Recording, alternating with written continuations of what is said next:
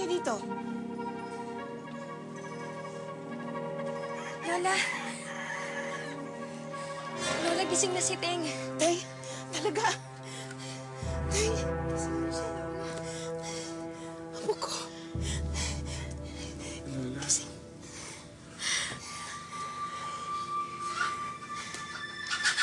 Alam mo, Teng, alam mo, pinakakaba mo kami.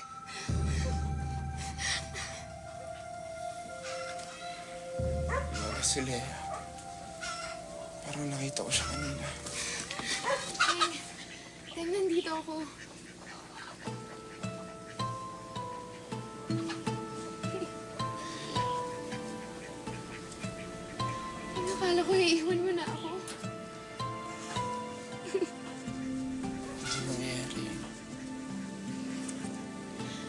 Di ba nangako ako sa'yo na hindi kita iiwan?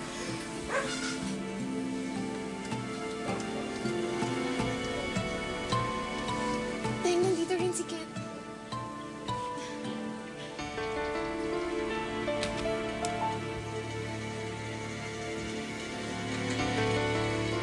Welcome back, best friend.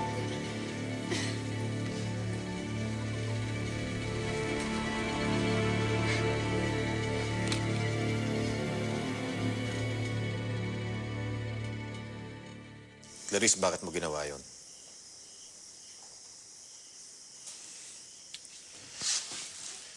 Ano ba gusto mong gawin, Clarice? Patayin si Levi? Clarice.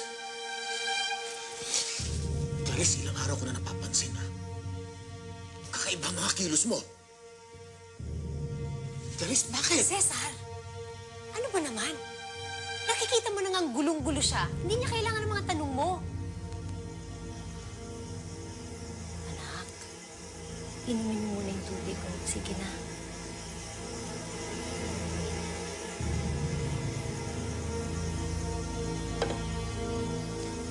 Halika na, anak. Magpahinga ka na, ha? Halika na.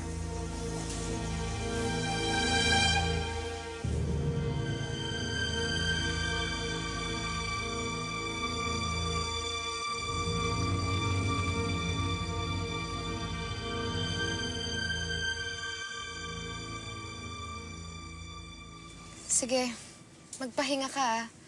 Babalikan kita bukas. Salamat, Lea. Lola, Teng, mauuna na rin ako, ha? Salamat din, Kit. Wala yun, Teng. Sige po. Bye, Teng.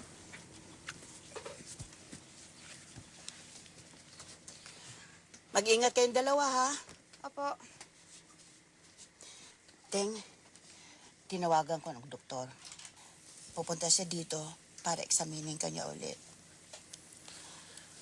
Alam mo, Teng, tinakot mo ako eh. Akala ko, tuluyan mo na akong iwan. Hindi pa mangyayari yun. Hindi pa pahig si Lolo Aloy. Ano bang pinagsasabi mo? Nagkita kami ni Lolo Aloy, Lola. Huwag kang magbiro ng ganyan, ha? Ayoko niyan. Totoo pong sinasabi ko, maniwala po kayo sa akin. Nakasama ko siya. Nakapagkwentuhan kami. Saya nga namin dalawa eh. Pero sinabi niya sa akin na kailangan kong bumalik sa'yo. Sa inyo ni Lea. Hindi ko pa daw oras, Lola. Diyos ko.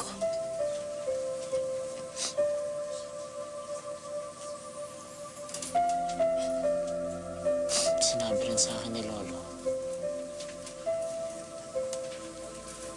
na walang sandaling lumipas na hindi ikaw ang laman ng puso niya.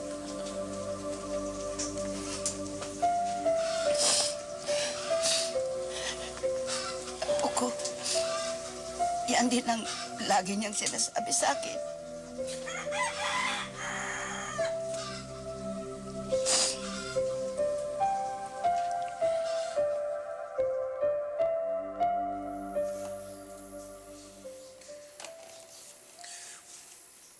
kakaibang nangyayari kay Clarice?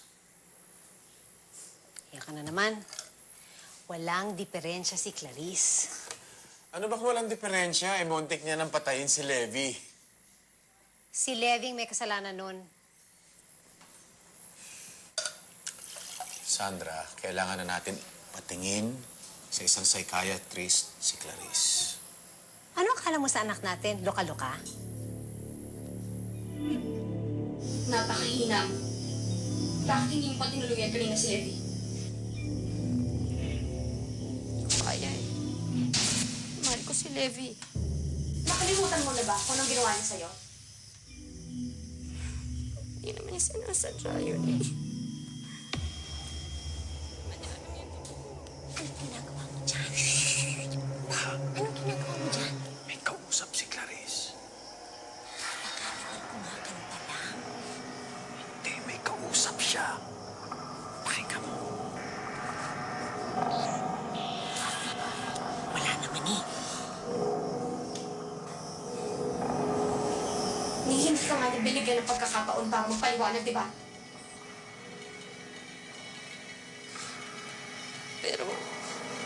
Pero nagbabalik na naman siya ngayon na